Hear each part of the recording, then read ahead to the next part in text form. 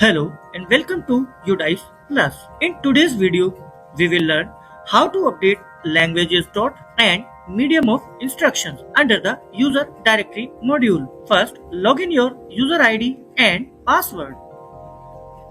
After logging in, navigate to the languages dot and medium of instruction selection section and click on the view button.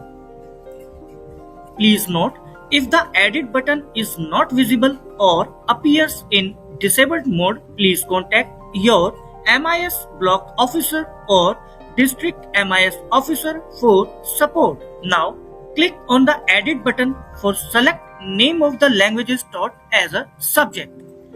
Here, you can update the languages taught at pre-primary, primary, upper primary, secondary and higher secondary levels. After making the required changes, click on the update button.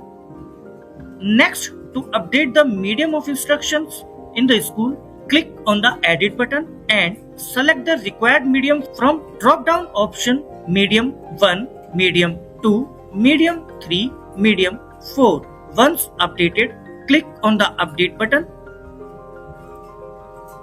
If you want to update the details for admissions under Section 12 of the RTE Act, click on the Edit button and select Yes or No as required. After making the changes, click on Update button.